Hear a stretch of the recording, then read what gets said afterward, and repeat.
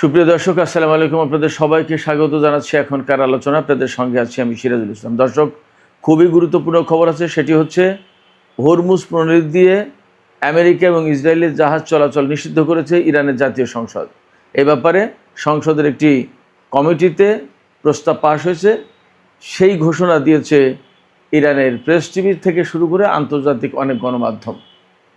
এদিকে মার্কিন president Donald Trump যে দাবি করেছেন যে হরমুজ প্রণালী আমেরিকার কন্ট্রোলে আছে এবং হরমুজ প্রণালী উন্মুক্ত আছে, জাহাজ চলাচল স্বাভাবিক আছে, সেই কথা ইরানের আইআরজিসি একদম নাকচ করে দিয়ে বলেছে যে জাহাজ চলাচল পর্যবেক্ষণকারী যে সংস্থা কেপলার, তাদের তথ্যই বলছে গতকাল বৃহস্পতিবার হরমুজ প্রণালীতে মাত্র 9টা জাহাজ চলাচল করেছে। তাহলে হরমুজ প্রণালী খোলা থাকলো কোথায় এবং আমেরিকার নিয়ন্ত্রণে কিভাবে হরমুজ প্রণালী থাকলো? এদিকে মার্কিন প্রেসিডেন্ট ডোনাল্ড ট্রাম্প আরেকটা বড় ঘোষণা দিয়েছেন যে হরমুজ প্রণালী অনির্দিষ্টকালের জন্য অবরুদ্ধ থাকবে। অর্থাৎ আমেরিকা যে ব্লকেট সৃষ্টি করে রেখেছে, এই ব্লকেট কবে তুলবে তার কোনো ঠিক ঠিকানা নেই, কোনো সুনির্দিষ্ট সময়সীমা নেই, অনির্দিষ্টকালের জন্য। তাহলে ইরান কি করবে? এই জায়গায় প্রশ্ন আসছে।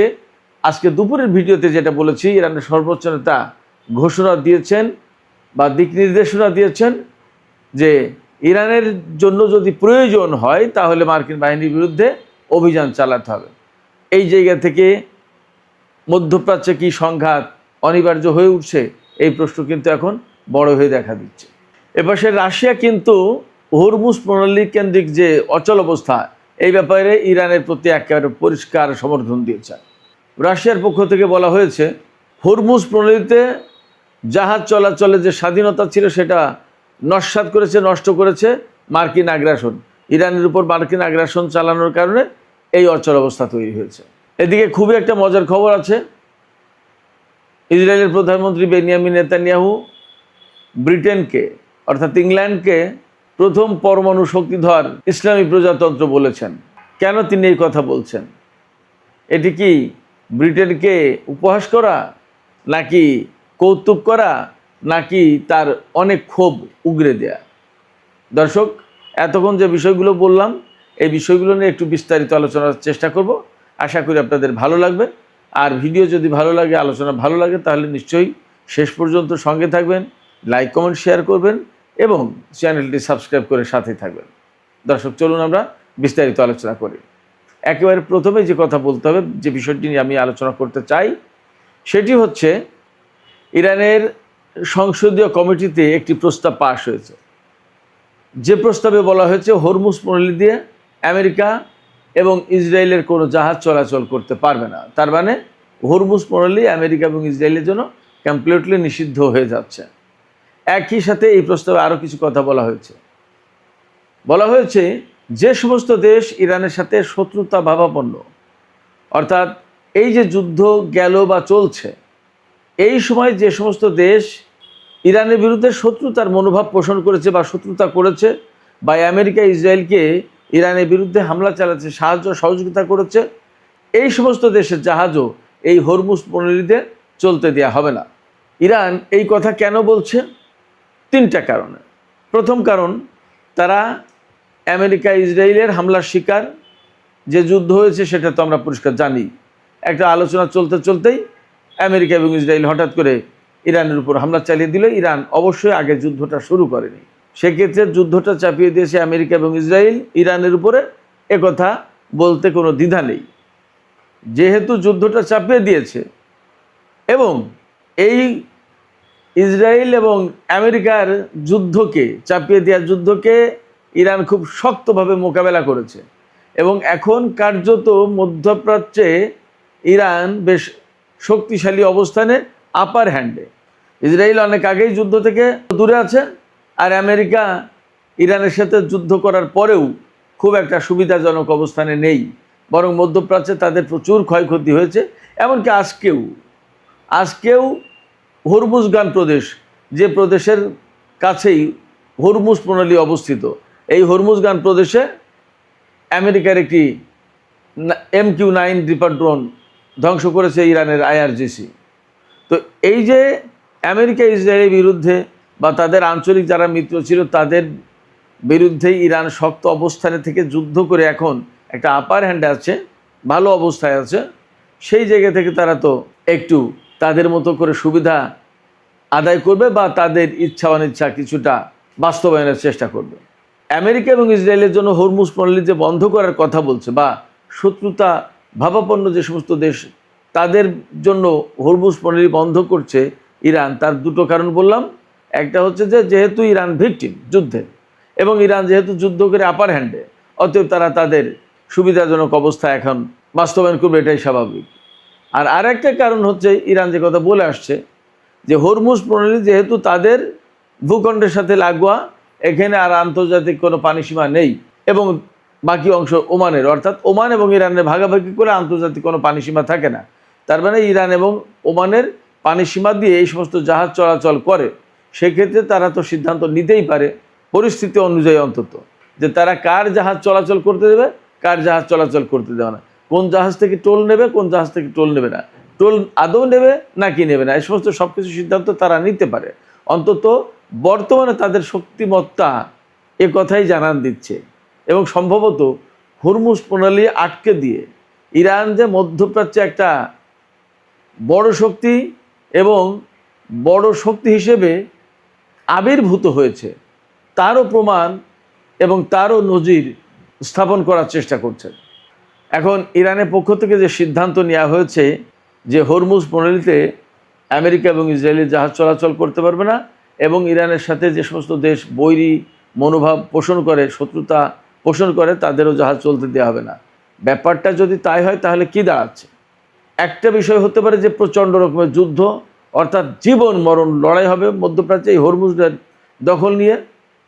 আর না হয় আমেরিকা, ইসরায়েল এবং অনেককে ইরানের কথা মতোই চলতে হবে, চুপ থাকতে হবে এবং কাউকে কাউকে এখান থেকে চলে যেতে হবে। কিন্তু কাউকে কাউকে এখান থেকে চলে যেতে হবে এই ব্যাপারটা খুব সহজ না, আমেরিকা সেটা খুব সহজে মানবে না। যার কারণেই তারা ঘোষণা দিচ্ছে যে হরমুজের উপরে অনির্দিষ্টকালের জন্য ব্লকেড থাকবে। হরমুজের উপর যদি ব্লকেড থাকে তাহলে ইরান স্বাভাবিকভাবেই রিয়াকশন দেখাবে, রিয়াক্ট করবে। তারা বলবে প্রণালী আমার, এখান থেকে কে যাবে কে যাবে না সেটা তো আমি সিদ্ধান্ত নেব, তুমি আমার উপরে আমার জাহাজ পরিচালনা করতে পারবো না, সেই নিষেধাজ্ঞা দেওয়ার কে? অতএব এখানে একটা সংঘাত অনিবার্য। এখন জানি না আগামী রোববারে ইসলামাবাদ সমঝোতা স্মারকের মেয়াদ শেষ হয়ে যাবে, আজকে শুক্রবার চলে যাচ্ছে। সেক্ষেত্রে ইরান এবং আমেরিকার মধ্যে প্রচণ্ড রকমের নতুন করে সংঘাত সৃষ্টি হতে যাচ্ছে, নাকি যেভাবে আছে এভাবেই চলতে চলতে চলতে একসময় সব কিছু স্বাভাবিক হয়ে যাবে, পরিষ্কার না। তবে আশঙ্কা আছে যুদ্ধ সংঘাতের।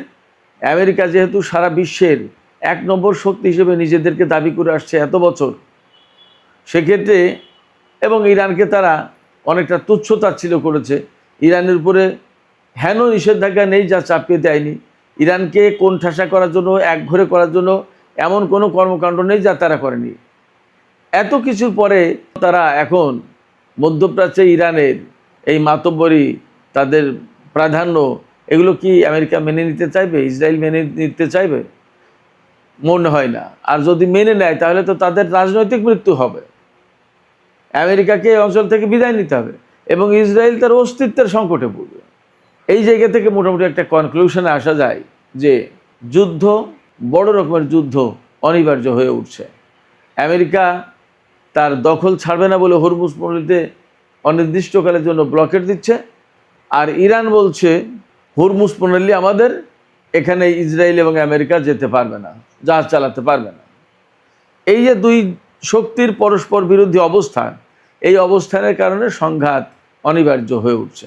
এদিকে হরমুজ প্রণালীতে যখন এরকম এক অবস্থা, মার্কিন প্রেসিডেন্ট যখন দাবি করছে যে হরমুজ প্রণালী আমেরিকার কন্ট্রোলে আছে এবং হরমুজ প্রণালী দিয়ে জাহাজ চলাচল, তেল প্রবাহ স্বাভাবিক রয়েছে, তখন কেপলার আন্তর্জাতিক একটা সংস্থা, ব্রিটেনের সম্ভবত, এই সংস্থা জাহাজ চলাচল সমস্ত সব কিছু পর্যবেক্ষণ করে, কোন সমুদ্র রুটে কতটা জাহাজ চলাচল করলো, কোথায় কী হলো না হলো, এই সমস্ত বিষয়।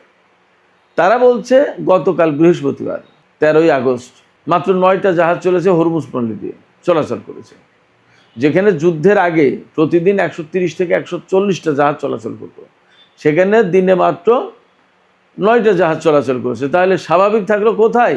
এবং এই সমস্ত জাহাজ যেগুলো ইরানের কথা না শুনছে তাদের উপর হামলা চালানো হচ্ছে, ইরানের দেখানো পথেই যাওয়া আসা করতে হচ্ছে, তাহলে আমেরিকার কন্ট্রোল থাকলো কোথায়?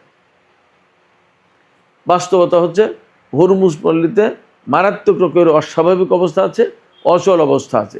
এই অচল অবস্থা কেন সৃষ্টি হলো তার জন্য আমেরিকাকে দায়ী করেছে রাশিয়া। তার মানে রাশিয়া কিন্তু একদম সরাসরি ইরানকে সাপোর্ট দিয়েছে। জাতিসংঘে নিযুক্ত রাশিয়ার রাষ্ট্রদূত মিখাইল উলাইয়ানভ তিনি বলেছেন যে আমেরিকা এবং ইসরায়েল ইরানের উপরে আগ্রাসন চাপিয়ে দেওয়ার কারণে, একদম সরাসরি আগ্রাসন শব্দটা বলেছেন, এই হরমুজ প্রণালীতে অস্থিতিশীলতা সৃষ্টি হয়েছে, সংকট সৃষ্টি হয়েছে এবং তাদের যুদ্ধের কারণেই হরমুজ প্রণালীতে জাহাজ চলাচলের নিরাপত্তা, স্বাধীনতা, সমস্ত সবকিছু বিনষ্ট হয়েছে। রাশিয়ার এই সমর্থনটা কিন্তু বিরাট বড় ব্যাপার। এর 3-4 দিন আগে কিন্তু চীনের প্রেসিডেন্ট শি জিনপিং বলেছেন হরমুজ প্রণালীতে ইরানের সার্বভৌমত্ব রয়েছে। রাশিয়া এবং চীন যখন এই বক্তব্য দিচ্ছে তখন কিন্তু ইরানের অবস্থান আরও বেশি শক্ত হচ্ছে এবং এর মানে কিন্তু একটা বড় রাজনৈতিক বার্তা রাশিয়া এবং চীনের পক্ষ থেকে। অর্থাৎ এই হরমুজকে কেন্দ্র করে ইরান এবং আমেরিকার মধ্যে যদি বড় কোনো সংঘাত হয় তাহলে সেই সংঘাতের বিপক্ষে রাশিয়া এবং চীন অবস্থান করছে, এটা পরিষ্কার করলো। পাশাপাশি এই হরমুজ প্রণালীর দখলে যদি না থাকে ইরানের, তাহলে কিন্তু চীনের স্বার্থ নষ্ট হয়ে যাবে, রাশিয়ার স্বার্থও তাই। সেক্ষেত্রে যদি বড় কোনো সংঘাত শুরু হয় আর যদি প্রয়োজন হয় চীন এবং রাশিয়ার সমর্থন, প্রয়োজনে সামরিক সমর্থন, তাহলে হয়তো তারা দিতে প্রস্তুত।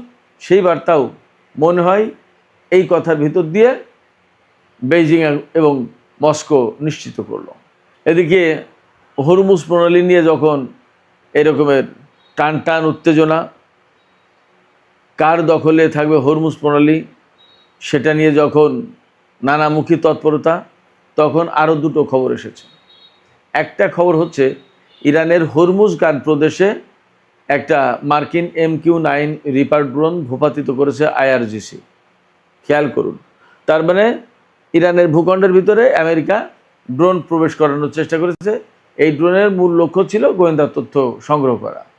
তো আমেরিকা যদি ইরানের ভেতর থেকে গোয়েন্দা তথ্য সংগ্রহ করার চেষ্টা করে, তার মানে হচ্ছে ইরানের বিরুদ্ধে তারা হামলার পরিকল্পনা করছে, হামলার জন্য প্রয়োজনীয় তথ্য সংগ্রহের চেষ্টা করছিল।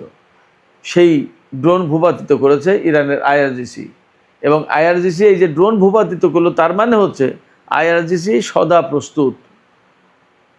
এবং এর সাথেই সম্ভবত রিলেট করা যাচ্ছে ইরানের সর্বোচ্চ নেতা আয়াতুল্লাহ সাইয়েদ মুস্তফা খামেনি যে নির্দেশনা দিয়েছেন যে আমেরিকার বিরুদ্ধে যদি প্রয়োজন হয় তাহলে ইরানের সামরিক বাহিনী যেন অভিযান শুরু করে।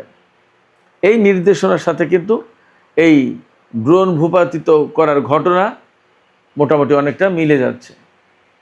এবং আজকে কিন্তু শুক্রবার চলে যাচ্ছে, আমেরিকায় ছুটির দিন শুরু হচ্ছে শনি এবং রবি।